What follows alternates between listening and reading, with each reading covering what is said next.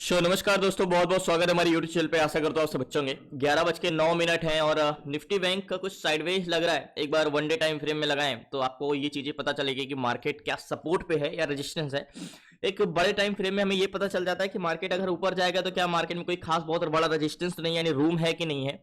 क्योंकि कितना भी डाटा पॉजिटिव, अगर बहुत बड़ा रेजिस्टेंस है तो वहां को फेस तो करना ही पड़ेगा, उसको मीन्स मशक्कत तो करना ही पड़ेगा। अगर हम ये वाला रेजिस्टेंस देखें अगर तो एक इम्पॉर्टेंट रेजिस्टेंस है यहाँ पे एंड ये वाला जोन पे, और मार्केट इसको ब्रेक कर दिया है।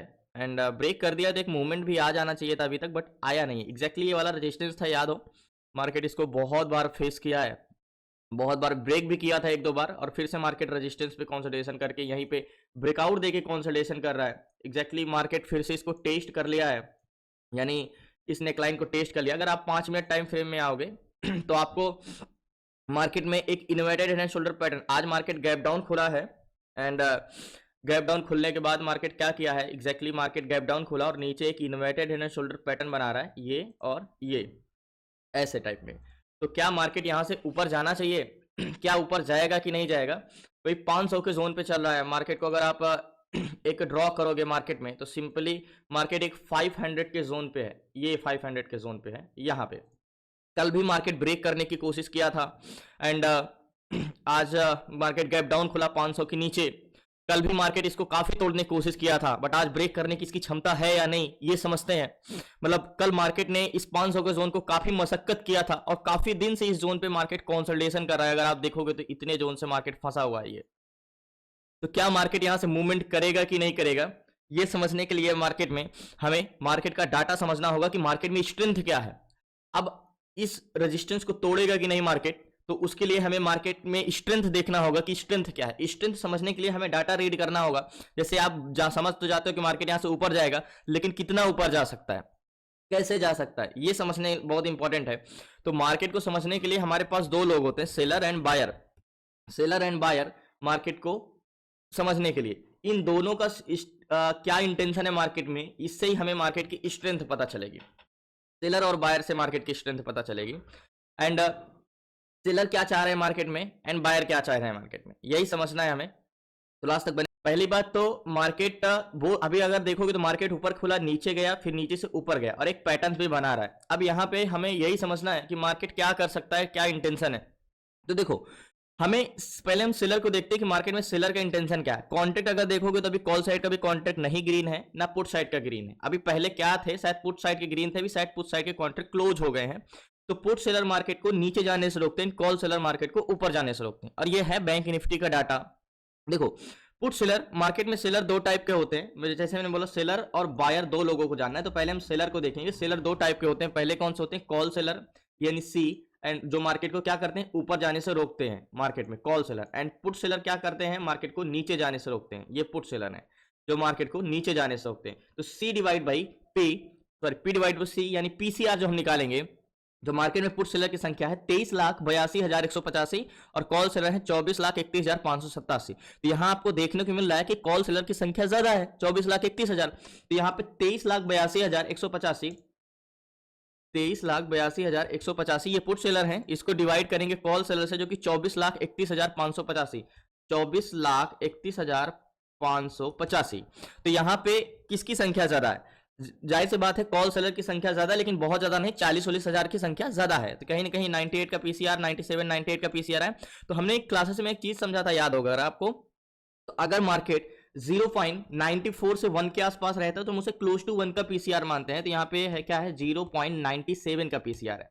यानी कहीं ना कहीं मार्केट में सपोर्ट भी सेम है, रेजिस्टेंस भी सेम क्षमता में, मतलब जितने मजबूत पुट सेलर है उतने मजबूत कॉल सेलर है। तो दोनों ऐसे सिचुएशन में buy on support and sell on resistance market चलता है। सपोर्ट रेजिस्टेंस को ज्यादा टेस्ट करता है। लेकिन मार्केट में चेंजेस क्या हुए हैं ये समझना है कि मार्केट बोथ साइड मूवमेंट किया है। तो क्या पीसीआर भी दोनों साइड घटे बढ़े हैं या सिर्फ एक साइड ही मार्केट में घट बढ़ रहा है। तो सबसे पहले पुट सेलर देखेंगे। तो मार्केट सुबह ओपन हुआ था, पीसीआर था 1.02 का, उसके बाद मार्केट गिरा है 0.95, इसके बाद मार्केट ऊपर गया है तो पीसीआर 0.97। कह सकते हो मार्केट यहां से मतलब सेलर सपोर्ट लिए, लेकिन जिस हिसाब से सपोर्ट लेना चाहिए उस हिसाब से मार्केट में मतलब पुट सेलर जिस हिसाब से ऐड होने चाहिए उस हिसाब से नहीं हुए हैं। तो मतलब मार्केट को ऊपर जाने से रोकने वाले उतना ज्यादा मतलब पुट सेलर इंटरेस्टेड नहीं है। मतलब मार्केट के साथ साथ पीसीआर गिरा, ओके, उसके बाद मार्केट जैसे बढ़ा तो हिसाब से पीसीआर बढ़ा नहीं, हल्का हल्का ऐसे ऐसे बढ़ रहा है। और मार्केट कैसे गया है, सीधा गया है। मतलब जिस हिसाब से मार्केट जा रहा है उस हिसाब से सेलर इंटरेस्टेड नहीं है मार्केट को ऊपर ले जाने में, ठीक है, ये चीज हम समझ सकते हैं। अब मार्केट में हमें एड द मनी का डाटा देखना होगा, यानी 500 का जोन, ये 500 का राउंड फिगर जोन है, ये 52,53,500 का जोन है। अब यहाँ पे कितने सेलर इंटरेस्टेड हैं और कितने इंटरेस्टेड नहीं है, यही समझना है। तो एग्जैक्टली एज अ बस है, ये क्या है, ये बस है। और एड द मनी में क्या है इंटेंशन, तो 53,500 पे देखोगे तो कॉल सेलर की संख्या 1,21,913 है। कॉल सेलर की संख्या यहाँ पे, कॉल सेलर की संख्या 1,13,000 है। मतलब ये मार्केट को ऊपर जाने से रोकते हैं। एंड पुट सेलर 53,500 पे देखोगे तो 1,31,000 है। यानी मार्केट में तो मजबूत है सपोर्ट, मार्केट में तो सपोर्ट मजबूत है, सपोर्ट यहाँ पे, क्योंकि कॉल सेलर 1,31,000 है और पुट सेलर 1,13,000 है। तो पुट सेलर का काम क्या होता है, मार्केट को नीचे जाने से रोकना। तो 500 के जोन पे नीचे जाने से रोकने वाले की संख्या तो ज्यादा है कंपेरिजन टू कॉल सेलर। मतलब एट द मनी का पीसीआर तो पॉजिटिव है, मार्केट में सपोर्ट मजबूत है, ठीक है। एट द मनी में वैल्यू मेन तो स्ट्रेंथ होती है। अगर पुट सेलर मजबूत भी होंगे तो मार्केट क्या करेगा, 500 के जोन पे कंसोलिडेशन ही तो करेगा, ले जाने का काम तो बायर का है। तो 53,500 पे 4,19,000 वैल्यूम कॉल बायर है। ये क्या है, ये कॉल बायर है 4,19,000 वैल्यूम, जो मार्केट को ऊपर ले जाने के लिए, यानी बुलिश इंटेंशन है कॉल बायर 4,19,000 यहाँ पे। एंड पुट बायर यहीं पे है 53,500 पे 4,21,000। तो मतलब वैल्यूम तो कहीं ना कहीं सेम है, 1-2 हजार नीचे जाने के लिए पुट बायर ही बढ़े हुए हैं, पैसेंजर तो नीचे जाने के लिए ही बैठे हैं 4,21,000। देखो 4,19,000 कॉल बायर है, 4,21,000 पुट बायर है। मतलब पैसेंजर दोनों साइड के जाने के लिए सेम बैठे हुए हैं, सेम वैल्यूम है। अब 2,000 को हम ज्यादा डिफरेंस क्या मानेंगे, सेम ही है, 4,21,000 4,19,000। अब यहाँ पे वैल्यूम दोनों साइड का सेम है। तो ऐसे में हम कैसे डिसाइड कर सकते हैं कि मार्केट किस साइड जाना चाह सकता है। वो मेन जो मार्केट की स्ट्रेंथ होती है कि किधर कितना मूवमेंट कर सकता है, वो ओवरऑल वैल्यूम से ही पता चलता है। तो एक बार हम सीपीआर निकालेंगे तो ओवरऑल वैल्यूम मार्केट में क्या है, 36,37,000 पुट बाय 36,99,000। तो ओवरऑल वैल्यूम तो पुट साइड का ज्यादा ही है, तो 36,37,000 कॉल बायर है।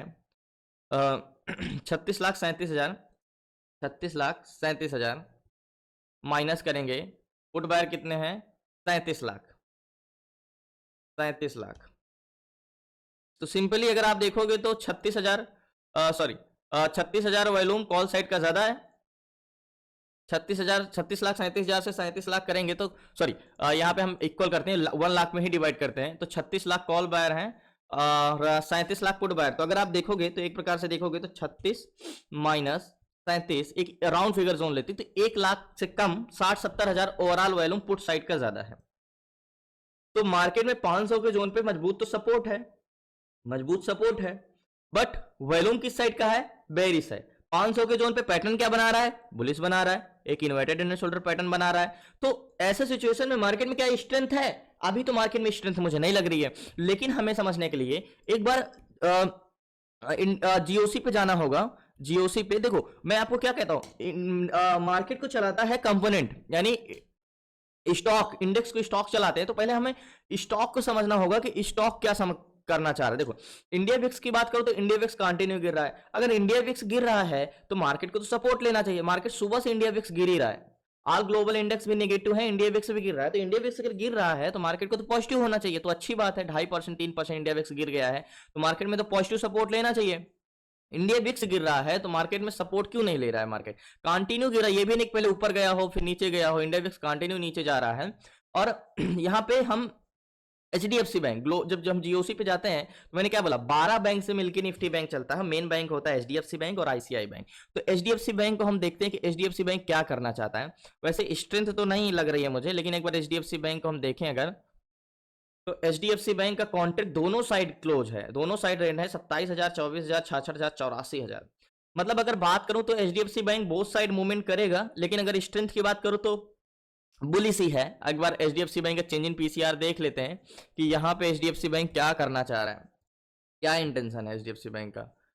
तो पीसीआर घटा है, फिर बढ़ा है, फिर घट रहा है, मतलब बोथ साइड मूवमेंट है इसका, कोई क्लियर कट नहीं है एचडीएफसी बैंक में भी। और एक बार हम आईसीआई बैंक को भी देख लेते हैं।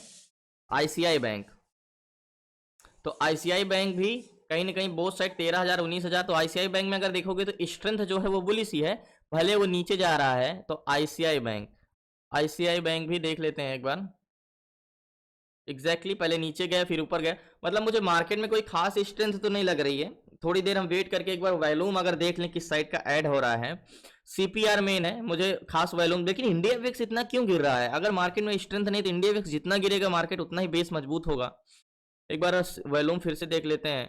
तो 37,98,000, 38,51,000, तो वॉल्यूम तो अभी भी पुट साइड का ही ज़्यादा है कंपेरिजन टू, और एट द मनी में भी 4,41,000 एंड 4,47,000।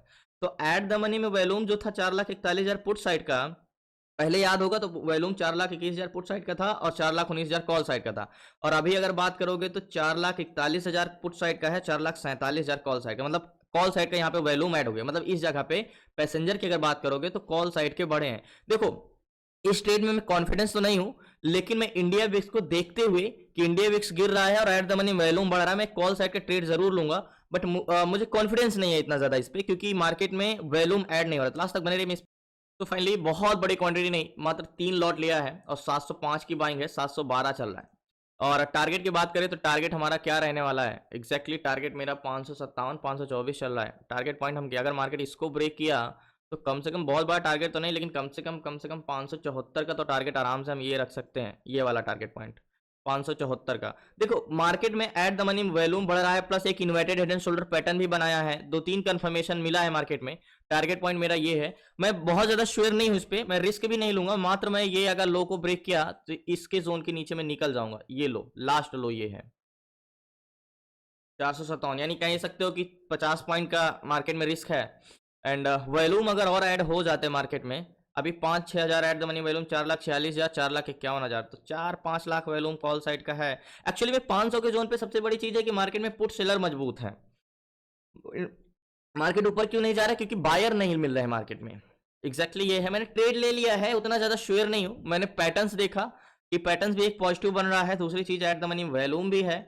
और दिक्कत यह है कि ओवरऑल वॉल्यूम नहीं है मार्केट में, और एचडीएफसी बैंक और आईसीआई बैंक जो कि दोनों है उसमें दोनों में स्ट्रेंथ नहीं है। अगर वो दोनों नहीं चलेंगे तो निफ्टी बैंक तो चलेगा नहीं, उन दोनों में स्ट्रेंथ नहीं है। प्रॉब्लम यही है। एंड थोड़ी देर में शायद वॉल्यूम ऐड हो, और पीसीआर भी सेम है, तो कह सकते हो कि मार्केट कंसोलिडेशन कर सकता है, लेकिन मैं ज्यादा देर तक नहीं रुकेंगे। 11:25 है, बहुत अगर कंसोलिडेशन भी करेगा तो बहुत ज्यादा देर तक रुक सकते हैं, टाइम आधा घंटा। एंड एक बार फिर से रिफ्रेश कर लेते हैं बैंक निफ्टी में, उतना ज़्यादा तो श्योर नहीं हूं मैं। एंड 38,30,000 है, 38,84,000, तो 60,000 वॉल्यूम पुट साइड का बढ़ा हुआ है, उतना ही है। देखते हैं लास्ट तक बने रहिए। 500 के जोन को ब्रेक किया, एक्चुअली में ये नेक लाइन है 500 के जोन का, अगर इसके ऊपर चला जाता है मार्केट कैंडल्स क्लोज देता है तो हम श्योर हो जाएंगे 100% कि अभी मार्केट ऊपर जाएगा। तो वेट करते हैं, लास्ट तक बने रहिए। लास्ट लो मेरा ये है, अगर यहाँ पे आ जाता है मार्केट तो मैं पोजीशन स्क्वायर ऑफ कर दूंगा। अभी थोड़ा जरूर माइनस में चल रहे हैं, लास्ट तक बने रहिए प्लीज, नया चल को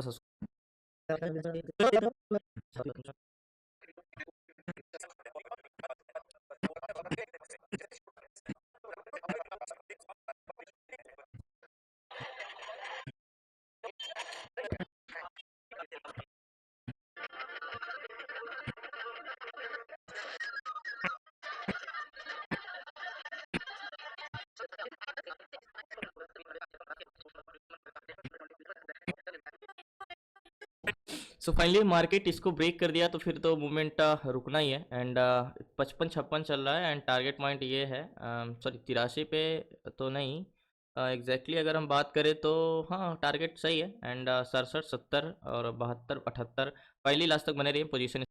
सो फाइनली निफ्टी बैंक में जो मैंने ट्रेड लिया था, मैंने पोजीशन स्क्वायर ऑफ कर दिया। बाइंग प्राइस मेरी 705 की थी और एग्जिट किया मैंने 738 पे, और 32 पॉइंट का प्रॉफिट मिला है। एंड मुझे उम्मीद भी नहीं थी कि इतना जल्दी दे देगा, जिस हिसाब से मार्केट में स्ट्रेंथ नहीं थी, और स्ट्रेंथ ना होने की वजह से मैं आज श्योर नहीं था ट्रेड में कि देगा कि टारगेट नहीं देगा। लेकिन जब उम्मीद नहीं रहती तो उम्मीद से ज़्यादा मिल जाता है, लेकिन जब बहुत ज़्यादा उम्मीद हो तो उस टाइम पे मार्केट उस तरह से बिहेव नहीं करता है। बट स्ट्रेंथ एक्चुअली में अगर आप पूछोगे कि भाई जब वॉल्यूम नहीं था तो ट्रेड लेने का तो कोई रीजन ही नहीं था। दूसरी पहला इंपॉर्टेंट ये था कि मार्केट एक बॉटम 500 जोन को ब्रेकआउट दे रहा था, और दूसरा मार्केट एक कह सकते हो कि एक इन्वर्टेड हैंड शोल्डर पैटर्न भी बना रहा था, तो और बना चुका था और ब्रेकआउट देना बाकी था। और दूसरी चीज अगर हम बात करें तो मार्केट में ये इंडिया विक्स इतना गिर रहा है, इंडिया विक्स कहीं भी नहीं लग रहा है कि कहीं से पॉजिटिव। देखो इंडिया विक्स कितना गिरा, जितना इंडिया विक्स गिरेगा 3.18% का चेंजेस हो गए हैं, तो इसका मतलब मार्केट तो सपोर्ट लेना ही लेना है, वो तो तय था।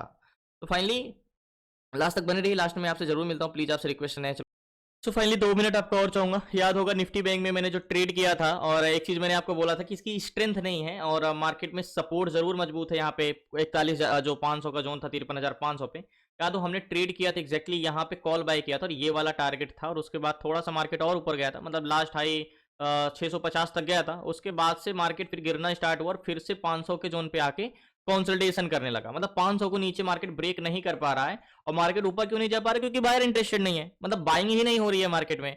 तो बाइंग नहीं हो रही है तो मार्केट ऊपर जाएगा कैसे? इसी रीजन से, जैसे मैंने आपको एचडीएफसी बैंक और आईसीआई बैंक दोनों स्टॉक बताया, तो उसमें स्ट्रेंथ नहीं थी और सेलर काफी ज्यादा रोक रहे थे, इसी रीजन से मार्केट में। और मुझे उम्मीद भी नहीं थी कि आज ये टारगेट देगा, बहुत कम उम्मीद थी, लेकिन फाइनली टारगेट मिल भी गया। बाकी धन्यवाद, कल मिलते हैं न्यू ट्रेड न्यू सेशन। आपको क्लास में जुड़ना सीखना है तो जेड सारी चीजें, stock intraday, stock SIP, ETF, SIP, option selling, option buying, तो जेड सारी चीजें 6 मंथ की क्लासेस में। तो डिस्क्रिप्शन में नंबर है, आपसे व्हाट्सएप करके जुड़ सकते हैं। धन्यवाद आपका।